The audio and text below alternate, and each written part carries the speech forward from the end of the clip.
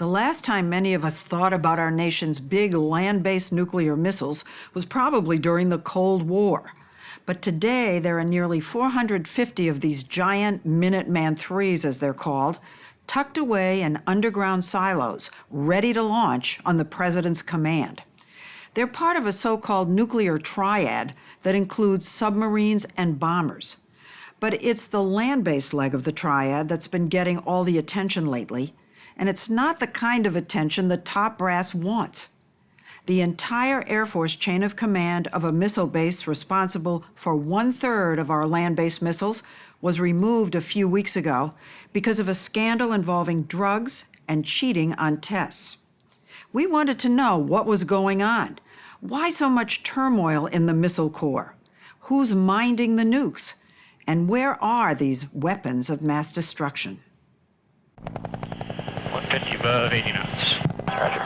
Flying over the plains of Wyoming in an old Huey helicopter, we came upon a small fenced-in lot.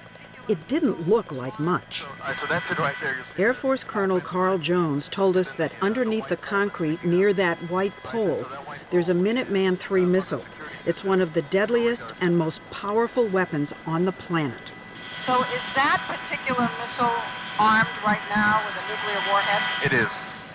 The warhead on each of these land-based missiles is 20 times more powerful than the bomb dropped on Hiroshima and could kill millions if dropped on a major city.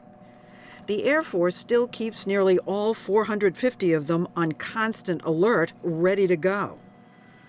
We thought the missiles would be hidden away on some vast tract of federal land. My goodness, is this a farm right here? It is.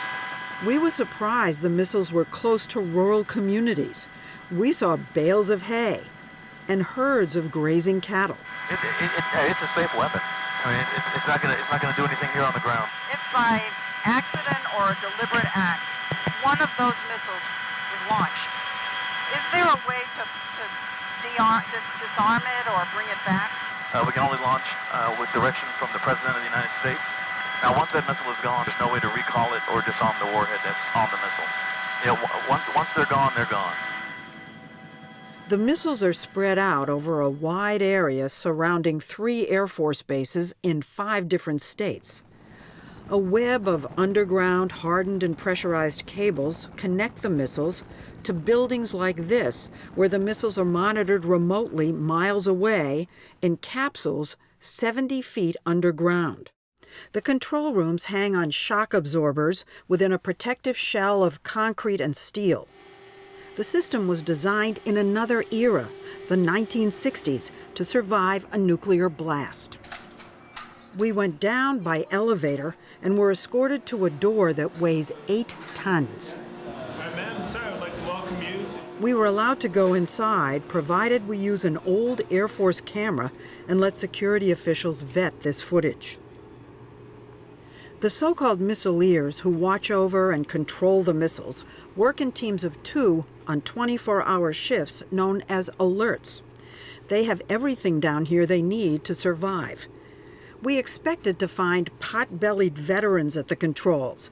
Instead, we found Chaz Demarath, who's 25, just 3 years out of the Air Force Academy, and his deputy, Dana Myers, 23. This was only her 5th time on duty. When they started this 24-hour shift, they took custody of 10 nuclear weapons. So I guess I have to ask you the inevitable question. Where is the button?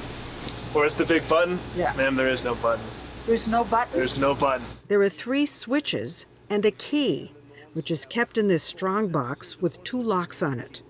Demarath has one combination, Myers has the other. It's one of many layers of safeguards built into the system. Even though we trust each other, we don't trust each other. We thought the work would be tedious, just waiting for something that'll probably never happen to happen. But from nearly the moment we asked the question, Is this just boring beyond belief? It is never boring because we have so many actions we do every day. alarms started beeping, and the phones kept ringing. Ma'am, I need to ask all of you to remove yourselves from the gaps at this point. So is there anything wrong? There's nothing wrong at this point. We were politely asked to leave at least 8 times. so they could decode messages or deal with other classified information. The officers may be young, If you can imagine that as being your computer is. but the equipment is ancient. This, for example, is one of the computers that would receive a launch order from the president. It uses floppy disks, the really old, big ones. Before you got down here, you probably had never seen one of these. I've never seen one of these until I got down in missiles. The reason the Air Force allowed us to visit the missile fields surrounding Warren Air Force Base is because it wanted to counter all the bad press it's been getting lately at the two other bases that also guard our land-based missiles. Last year, 17 missileers at Minot Air Force Base in North Dakota were removed from duty after performing poorly on an inspection. At Malmstrom Air Force Base in Montana, 3 missileers are under investigation for drug possession, and 91 have been implicated in a scandal involving cheating on routine tests. I am flying back to... Major General Jack Weinstein took control of all 3 nuclear bases in December with a mandate to find out what ails the Missile Corps and fix it. Let me ask you a question. Whether there's, I guess you'd call it an identity crisis with the mission as a whole. You have these nuclear weapons that no one believes we'll ever use. So do you find that that's an issue, that the question of what's the mission? No, because we use these weapons every single day protecting our nation. Deterrence has a value. It has a value for our nation. It has a value for our allies. General Weinstein commands a force of 9,600, including maintenance technicians who keep the missiles in working order, security forces that guard the weapons and provide a heavily armed escort anytime the warheads are being moved, and about 500 missileers who man 45 control centers round the clock. The vast majority, the general says, have not cheated on tests. We're talking about 1% of the 9,600 people that work for me that did violate our core values. But when you say 1%, it's not 1% of the missileers. It's, right? You're talking about everybody. Right. It's a much larger percent of the missileers. Right. It's about 20% of the missileers. Well, that's huge. It is huge, and that's why we've taken accountability for those people. General Weinstein also removed the directors of operations. On General Weinstein's recommendation, the Air Force brass announced that the Montana-based commander would resign and that 9 other officers under him would be removed. Weinstein told us investigators found no evidence of cheating at the 2 other missile bases. But that's not what our reporting found. You know, it's interesting because we spoke to a lot of former missileers, and they just say cheating goes on everywhere. And it's been going on for quite a long time. What we did was we look at the evidence. Whenever we saw a cell phone, whether it was a text message or an email, we investigated that. One of the people who told us about this cheating being endemic was an instructor at this base and left last year. Well, I will tell you that as a commander, if I have any indication that people aren't following our core values, I immediately attack the problem. And we have not seen this problem at the other 2 bases. The former missileers told us that the Missile Corps has long been treated like the stepchild of the Air Force. Pilots get all the glory. Missileers have fewer chances for advancement. We're going to review the monthly lesson plan, and then we're going to take a test. It's said that the reason for the cheating is a culture of perfection, where missileers have felt they had to get 100% on the tests they take 3 times a month or face no chance of promotion. We spoke to a group of current missileers at Warren Air Force Base, including 26-year-old Daniel Sharp from Tennessee. Why did people feel they had to score 100%? When I first came here, leadership that was in place told me that the minimum passing score for my test was a 90%. But if I was making 90s, I was a D student, and I would be treated that way. But you actually were here under that 100% pressure yourself. I was. Yeah, and you felt the pressure, and that caused stress, I'm sure of it. Absolutely. Yeah. But it also caused a great deal of studying and a great deal of proficiency. So. No one cheated because they had to, they didn't know the material. They cheated in order to get 100. Is that gone? That's gone.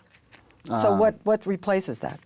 Well, right now, it's pass-fail. As long as they get, above a 90, which is the standard. Wait, pass, it's still pass, you fail at 90? It's still at 90 right now. Wow. How is that improving things? When you take away the pressure of getting 100 on a test, you have people focus on what they need to know. I think it changes things. It's one of a number of things the general's doing to boost morale, which by most accounts has been low for a long time, even at the top. Last year, Weinstein's predecessor, Major General Michael Carey, was relieved of command for drunken and inappropriate behavior during an official trip to Moscow. According to an inspector general's report, Carey complained that its troops had the worst morale of any airman in the Air Force. How many of you chose to be a missileer as your first choice for a military career? 2 of you. Truth be told, the vast majority don't choose this job. This group was impressive. They majored in physics, engineering, and English, and many are working on their advanced degrees. We've obviously heard a lot about the morale problems, so I wonder what the morale problems come from. Well, it fluctuates, and there are times where it just becomes a grind because you're doing so much in a short period of time a lot of times, and you just have to adapt and work with the schedule you're given. So it can be more than 24 hours? Of course, weather does impact how long we might be downstairs. If we have poor weather, especially during the winter, we do get that a lot in these northern bases. You might be down there for 48 hours at a time or possibly 72. Anybody been down for 72? No, 48? 48, yes. Yeah, 48, a lot of you. They told us they feel things are improving, and they also assured us there are many safeguards built into the systems of the Launch Control Centers, or LCCs, to prevent an unauthorized launch. Launch key inserted. Inserted. Are any of you partners? Yes, ma'am. You're partners. Okay, just for the sake of this discussion, let's say both of you go bonkers, and you get the key out and you switch it on. Will it go off? No, ma'am. No, It won't go off. Why not? because there are enable codes that we need in order to get the missile ready for launching. Only the President of the United States could authorize the launch of nuclear weapons. And one capsule by themselves can't do it alone. Right. And you would have to receive the codes to put them in? You don't have them when you go into the LCC? No, ma'am. No. Okay. Well, that's reassuring. An important part of their job is monitoring the condition of the missiles. If they get a signal that something's wrong, they ask for a maintenance crew to fix it. Oh, wow. The maintenance crews train on this missile that is virtually identical to the real thing, minus the rocket fuel and warhead. The systems are so complex, the technicians work off detailed checklists. Torque-to-mouth separation all the way around. Two. They're constantly shouting, two, because the rules require there always be 2 people keeping an eye on one another when they work on a nuclear missile. The idea is to ensure safety and prevent sabotage. Sometimes these Minutemen IIIs have to be removed from their silos for repairs or for random test launches, without the warhead, of course, to make sure the missiles still work. These missiles were designed and built during the Cold War, when there was always the fear of a nuclear attack from the Soviet Union. But the second in command of all U.S. nuclear forces said recently that he's more concerned about an accident or human error than a Russian attack. When we come back, we'll tell you about some mishaps in the past that nearly led to accidental nuclear detonations on U.S. soil.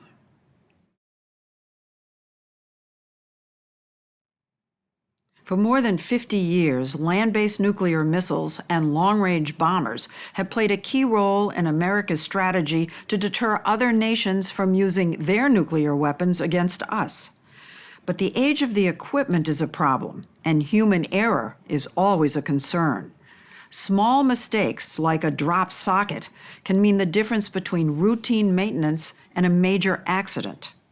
We were not aware until we started researching this story how many close calls there have been involving nuclear weapons. Fires, plane crashes, fuel explosions, even a bomb that was accidentally dropped on U.S. soil. The seriousness of many of these incidents was not disclosed at the time, but based on witness accounts and declassified government documents, we have a much better understanding today of how close we have come to a nuclear disaster. We came close on numerous occasions during the Cold War to having our own weapons detonate accidentally on American soil. Eric Schlosser spent 6 years investigating nuclear weapons mishaps during the Cold War. His book, Command and Control, describes a number of hair-raising incidents, like a rocket fuel explosion in 1980 in Damascus, Arkansas, that forced the evacuation of people living near a Titan II missile complex. Someone dropped a socket in the silo, and the socket fell about 70 feet, pierced the missile, caused a fuel leak, and then there was a huge explosion. If that exploded, how come you say there was no detonation? They put safety mechanisms in the warheads to make sure they only detonate over the target where they're supposed to, and that's a testament to the engineering skill of the warhead designers and to good luck. Schlosser says that's not the only time we were lucky.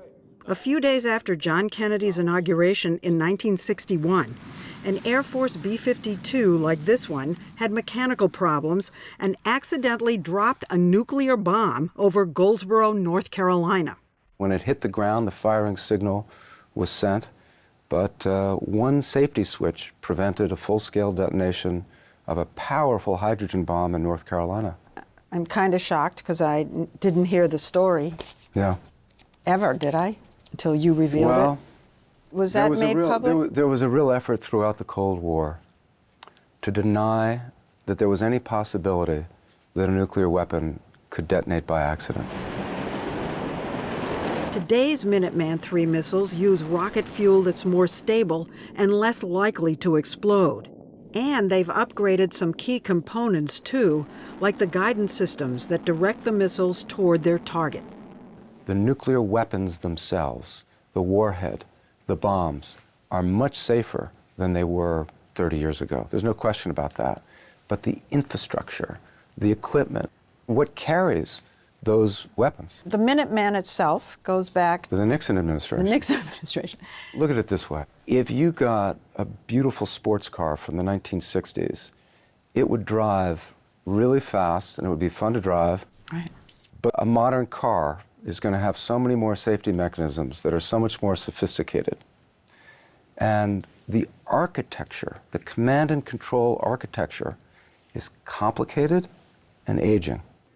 How would you evaluate the risk of an accident happening? Human error kind of thing. The probability is as close to zero as you can get. Major General Jack Weinstein's first job as a young airman was manning one of those launch control centers. Today, he's in charge of all 450 land-based intercontinental ballistic missiles in the U.S. You have said that you sleep well at night. That's a direct quote. Some people would say you shouldn't be sleeping well at night. You should be constantly worried because you have a very complex system here, and there are a lot of things that could go wrong. The people that designed this weapon system in the 1960s, even though we've made upgrades, are actually brilliant, and there's a lot of safety mechanisms built into the system. But during our visit to the Underground Control Center with Colonel Carl Jones, we got a glimpse of what the Missile Corps is up against. Take this enormous outer door designed to protect the corridor leading to the capsule. They can't close it because of a broken part, so it's propped open with a crowbar and marked with a danger tag. We were told the door has been disabled like this for years. Many things in the capsule, in the equipment building, aren't manufactured anymore. So we have to figure out a way to manufacture that piece and see if the new piece will work. At a missile silo we visited, time and frigid weather had clearly taken their toll. The missile was being pulled from the silo for repairs because water had seeped in. It's probably the worst case of loose nukes in U.S. military history. Some nuclear weapons snafus have happened fairly recently. In 2007, 6 nuclear-tipped cruise missiles were loaded onto a B-52 by mistake. flown across the country and left unguarded on the tarmac. No one noticed for 36 hours. That led then Defense Secretary Robert Gates to ask the Air Force Secretary and Chief of Staff to resign. In 2010, because of a technical glitch, a missile squadron at the base we visited in Wyoming stopped receiving electronic messages from the missiles it was charged with monitoring. What happened was we lost status monitoring of 50 missiles. 50 missiles? 50. It was a squadron. For an hour? A little under an hour, but an hour. What word would you use to describe that? Is it serious? Was it dangerous? I don't view it as dangerous at all because of the safety of the weapon system. I would call it serious when you lose status monitoring for that period of time. Being able to communicate with the missiles and with others on the base is essential to a missileer's job. So we were surprised to learn they were having trouble hearing what was being said on their phones. Can you repeat that? What about the phones? They're awful. Yeah, they're not so great. What isn't great about them? Is it what, the hearing, or is it that you can't connect when you make a call? It's or? both. I mean, you can't hear the other person on the other end of the line. Sometimes you can't dial out, which makes it very difficult if you're trying to do your job. Just to be clear, the president will not be calling them on the phone with his launch orders. They have other, more secure systems for that. But still, it is an analog system. And when you have an analog system, there are problems. We're looking at upgrading that in the next few years. Years? In the next few Not years. months. No, years. And they're using really, really, really old computers. I saw a floppy disk, and not a floppy disk that size. It was gigantic. I'll tell you, those older systems provide us some, I will say, huge safety when it comes to some cyber issues that we currently have in the world. Now explain that. A few years ago, we did a complete analysis of our entire network. Cyber engineers found out that the system is extremely safe and extremely secure on the way it's developed. Meaning that you're not up on the internet, that We're kind not of up thing? on the internet. So did the cyber people recommend you keep it the way it is? For right now, yes. A terrorist attack is also a major concern. This tactical security team trains constantly to take back a missile silo from the bad guys if they ever get in. Once the team enters the compound and secures the site, they go down into the silo, fast roping and drawing their guns quicker than most of us can tie a shoelace. The land-based intercontinental ballistic missiles, the ICBMs, that we saw are just one part of the nuclear triad that includes missiles on submarines and bombers. The Congressional Budget Office estimates that operating and upgrading all three legs of the triad is going to cost at least $355 billion over the next 10 years. Do we need all three legs of the triad? I think that the one leg of the triad that may be the least useful are our missiles. The land-based? The land-based missiles are targets. The Russians know exactly where they are. It puts the states where they're based at risk, whereas with submarines, they're hidden. One of the things about a bomber is if the bomber takes off with nuclear weapons and you change your mind, you can have the bomber come back to the base, and you can't do that with a land-based missile. The land-based leg of the triad. Do we need to have that? I think it's extremely important to have an on-alert, 24/7 nuclear capability to protect our nation. I think we need to look at the problem set sometimes in the eyes of other nations. When other nations are upgrading their ICBM force, they're modernizing their ICBM force, I think it's extremely important that we provide the American public with that day-to-day deterrent value that the ICBM provides. And that's the mission. And that's the mission. Hands on keys and switches. We were watching missileers practicing their procedures in a simulator. Mark. Would you like to key turn? Yes. When one of the instructors offered us a chance to do a practice launch. It was simple enough to turn the switches. Turn. Hold it. Hold it. Okay, release. So how many missiles did I actually launch? 1 or 10? You launched 50. I launched 50. 50. I would say everybody here would remember their first alert. You ride your elevator down, you go through those first 2 massive blast doors, and you're looking at the same console you've been training on for so long, but this one is tethered directly to 10 nuclear weapons with status monitoring for an additional 40. And that weighs on you, absolutely weighs on you. We left the base more aware of the pressures these young officers are under and hoping their superiors will get around to fixing those phones and broken doors. Recently, the Air Force announced it would spend $19 million this year to upgrade the launch control centers and silos.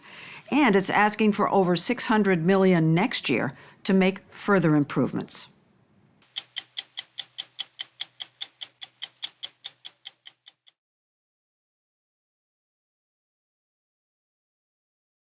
Without most of us noticing, our everyday activities, everything from getting cash at an ATM to watching this program, depend on satellites in space. And for the U.S. military, it's not just everyday activities. The way it fights depends on space.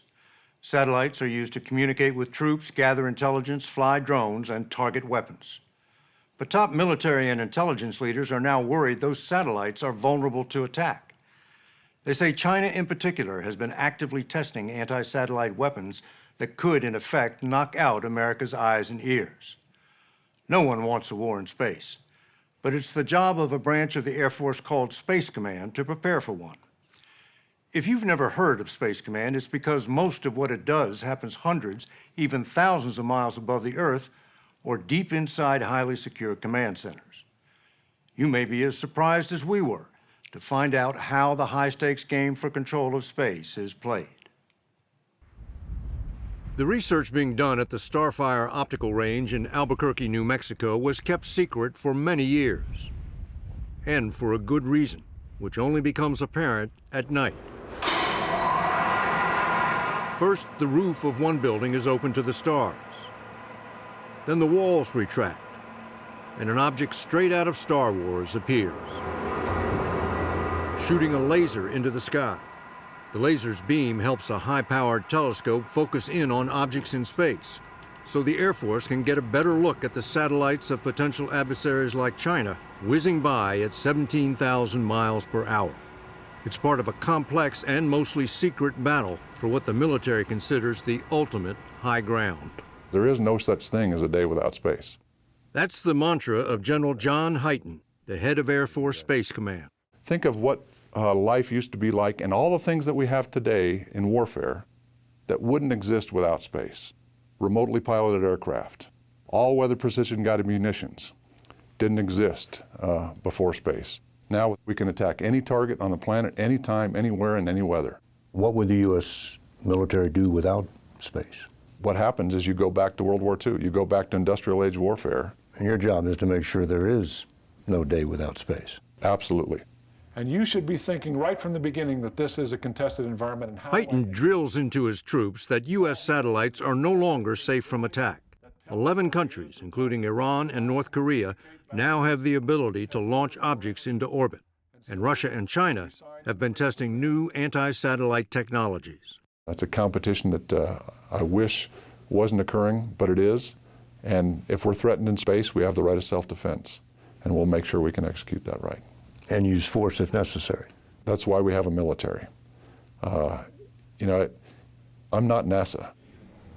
Space Command has 38,000 airmen at 134 locations around the world. Well, if you look at the One of their most visible missions is to make sure U.S. satellites can always get into space, from launch pads like this one at Vandenberg Air Force Base in California. This is where space begins. If you can't get the satellite into space, it's worthless. I'm a satellite guy, so I get very nervous around rockets because the most valuable thing on the rocket is the top, is the satellite. Because when you have 500,000 pounds of thrust, if anything goes wrong, it's an explosion, it's dangerous, and you lose the capabilities that's on the top. T-minus 15 seconds, stand by for The U.S. has more satellites in space than any other nation, over 500 and counting. More than 30 military and civilian launches will take place this year at Space Command bases in Florida and California. 0. The Pentagon told us it spends $10 billion a year on space, but we found a White House report that estimates the real cost is much higher, $25 billion when you count spy satellites and other classified spending. That's more than NASA or any other space agency in the world. Some of those satellites provide the GPS signals that guide smart bombs now attacking ISIS targets in Iraq and Syria. But a lot of people don't realize those same GPS satellites provide the signals your smartphone uses to navigate. It's a service the Air Force provides free, not just here in the United States, but to the entire world. This is a global utility, and there's a lot of people depending on this, and we understand that. At a Boeing plant in Los Angeles, Colonel Bill Cooley showed us a GPS satellite that was being tested in a special chamber to make sure it was ready for launch. When these things get on orbit, there's no depot. You can't drive it back into the maintenance shop. It's somewhat like trying to design an automobile that is going to run for 12 to 15 years, and you can't take it in the shop, you can't take it in for refueling, but it's got to run 24/7. In orbit, the satellite will spread out its solar panels, point its odd-looking antennas toward the Earth, and broadcast its location along with a time signal accurate to nanoseconds. A GPS receiver needs signals from 4 of these satellites to figure out its location. Colonel Cooley told us it costs $250 million to design and build each one. And to put it into space, how much does it cost? Yeah, that's about the same. So you're pushing $500 million to get that thing into space. That's right. The U.S. has 31 active GPS satellites in space right now, and a lot more than smart bombs and smartphones depend on them. Bank ATMs, cell phone towers, and power grids use their signals. Farmers use GPS to work their fields. So at your active time, you're just going to go active. The GPS satellite system the whole world relies on is operated out of this room at Schriever Air Force Base in Colorado by Lieutenant Colonel Todd Benson and his team. Pre-pass SVN 34. We were a little surprised by how many people it takes. 8 personnel. 8 people? Yes, sir. For the entire world? Yes, sir. Are these technological experts? Yes, sir. But they're as young as 19 years old. Isn't there a minimum age for driving satellites? Not here. Another thing that surprised us is there's no way to effectively armor an important satellite like this, or to conceal its location from attack. So it can't hide in space? That's true. And in fact, it tells you where it is. This is a system the whole world depends on. Costs a small fortune to put it up there, and it's a sitting duck. Well, this is one of the challenges that in Space Command that we are very aware of.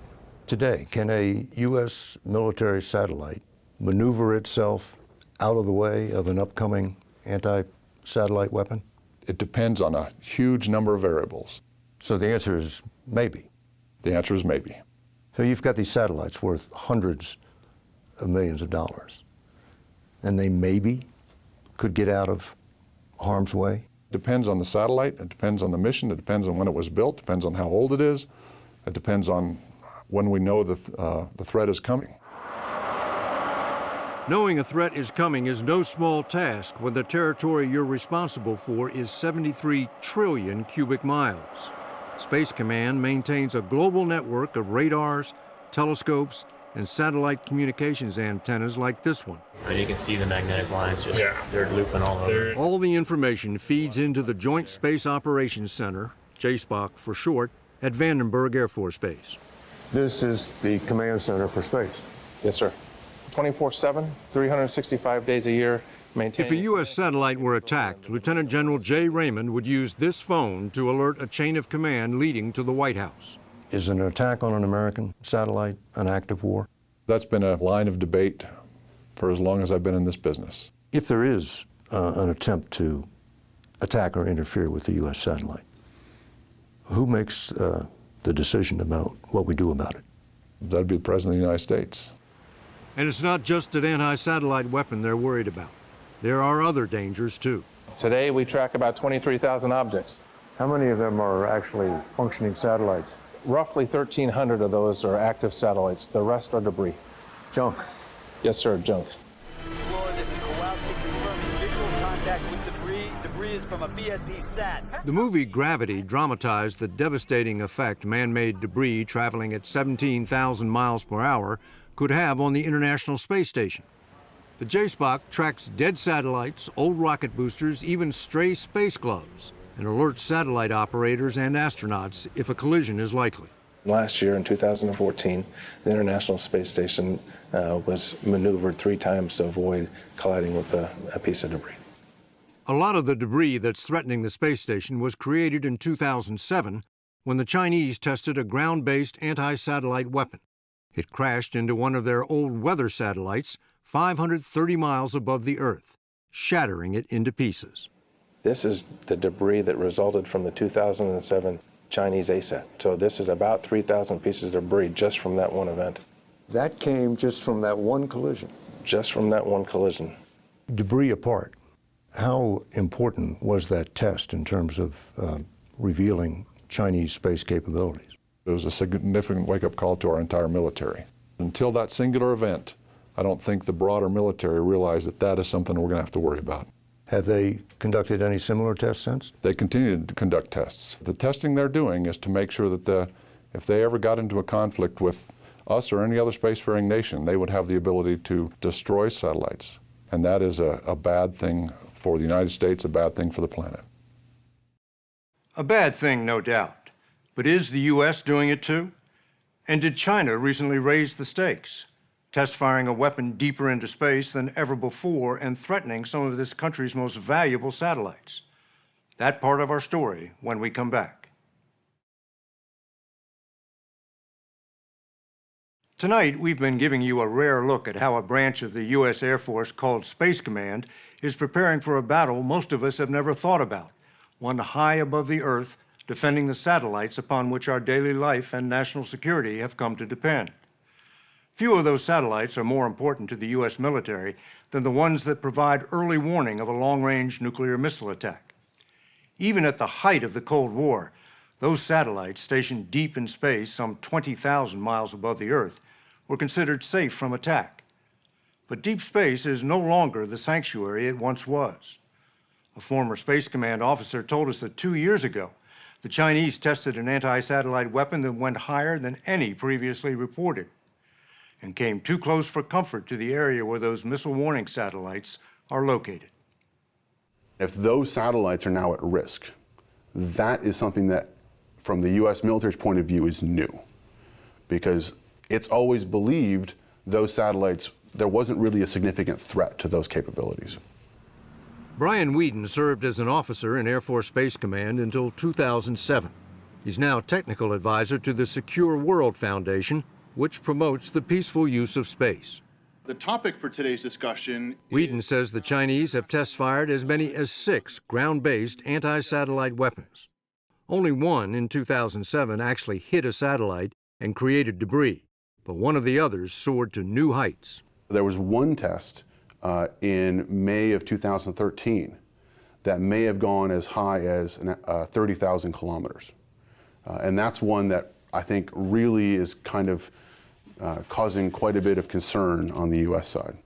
To understand just how far that is, the International Space Station orbits at about 200 miles above the Earth, and those GPS satellites we showed you orbit at 12,000 miles.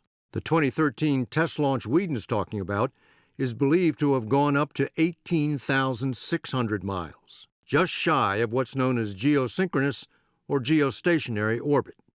And that's where the U.S. military has stationed some of its most valuable missile warning sensors and top-secret communications devices that serve as its eyes and ears in time of war.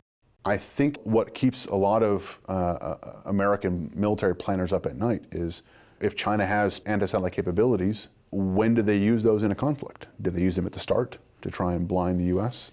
Those sound like the crown jewels of American satellites up there in geosynchronous orbit. Absolutely. Those satellites were developed in an environment where the U.S. assumed there would not be reason to attack them. So you end up with a small number of very expensive satellites that have a lot of capability packed onto each one. End result is juicy targets. A spokesman for China's foreign ministry admitted testing an anti-satellite weapon in 2007. But China has denied conducting subsequent tests and told us it is committed to the peaceful use of outer space. It said the 2013 launch into deep space was simply a science experiment. But using skills he honed as an officer in Space Command, Brian Whedon analyzed commercial satellite photos and other publicly available data about the launch. He concluded that science experiment was probably fired into space by a military missile launcher like this. This building was built in the... General John Hyten, the head of Air Force Space Command, has seen the classified intelligence about that launch. These follow-on Chinese tests, how high up do they go? Pretty high. Well, how high is that? I won't characterize what the Chinese capabilities are. I just will tell you that we know what they are. Well, I've read reports by a congressional commission which said that in the next 5 to 10 years, China likely will be able to hold at risk U.S. national security satellites in every orbital regime. Do you agree with this statement by the commission? I think they'll be able to threaten every orbital regime that we operate in. Now, we have to figure out how to defend those satellites, and we're going to. Space Command is making its new satellites more maneuverable to evade attack, and also more resistant to jamming. It's building a new radar system that will enable the Space Operations Center to track objects in space as small as a softball. And it's deployed 2 highly maneuverable surveillance satellites to keep watch on what other countries are doing high up in geostationary orbit. Satellites watching other satellites. Satellites watching other satellites. And how do they improve your knowledge? Because they're up close. Normally, the capabilities of spy satellites are kept top secret. But Space Command put out this fact sheet about its new assets in geosynchronous orbit. We want people to understand that we're watching. There will be no surprises in geo, and we want everybody in the world to know that there will be no surprises in that orbit. It's way too valuable for us to just be surprised. Deterrence in the nuclear world was built on weapons. Right, and deterrence in the space world has got to be built on a little bit different construct. It's the ability to convince an adversary that if they attack us, they will fail. Air Force Secretary Deborah Lee James told us the Pentagon plans to spend an extra $5 billion over the next 5 years to protect its satellites. What do you consider to be the greatest single threat to U.S. satellites? An anti-satellite weapon would certainly be a great threat. A laser would be a threat. Jamming capabilities are also a threat. Do China and Russia have lasers that could blind American satellites? They are testing and investing, and that is worrisome to the United States. All right, good morning, Bravo crew. We're going to start it off with intel. Testing and investing in sometimes mysterious ways. Hey, Russia is going to be launching a Soyuz 2. Last year, airmen at the Joint Space Operations Center monitored the seemingly routine launch of 3 Russian communications satellites.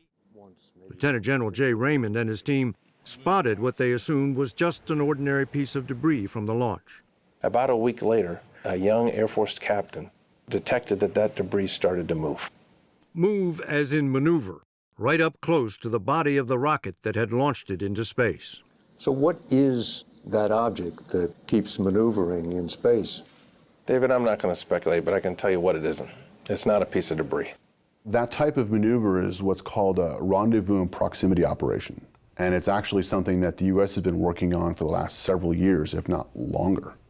Satellites that can rendezvous with other satellites may someday be used to refuel or make repairs, but they're potential weapons as well.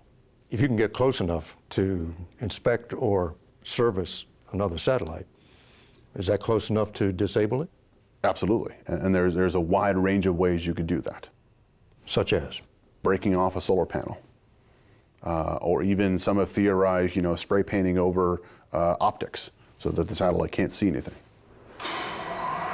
So if you thought space was a peaceful haven, think again. This is a new kind of space race, a cosmic game of hide and seek. And the same technology that enables this telescope to see more clearly into space could potentially be used to help a laser weapon focus more powerfully on a target. The Bush administration wanted to develop such a weapon here in 2006, but ran into resistance from Congress. Is any work being done on lasers that could be used to blind satellites? There's no such work at this time. Does the U.S. have any weapons in space? No, we do not. I'm thinking of satellites that maneuver next to another satellite and then take some action to disable it without blowing it up. We do have satellites that maneuver, that look at things in space, but not what you just described. Do you think the Chinese believe that? I don't know what they believe. When the Chinese look at America's space operations, they see a program that by most estimates spends 10 times more than they do and has tested anti-satellite weapons of its own. Space Command told us an American F-15 fired a missile into space 5 times in the 1980s, and one of those times destroyed a U.S. satellite, creating debris that remained in space for decades. One of the officers involved in that test was General Hyten. I think it was a surprise to most people on that program how much debris we created. So where do we get off lecturing the Chinese about testing anti-satellite weapons if we were the first and if we created debris? Well, because we learned our lesson and told the world, and the Congress said you will not test that weapon anymore. But when a U.S. intelligence satellite containing hazardous fuel malfunctioned in 2008, the Navy's Aegis defense system, designed to knock out incoming missiles, was used to shoot it down. Chinese must think we've got an anti-satellite capability as well. I think they certainly have come to that conclusion, or not. If the U.S. doesn't have a capability, they certainly could field one very quickly. What you just described is the formula for an arms race. They see a capability, we have a capability, they react to that capability, they react, we react, and there you go.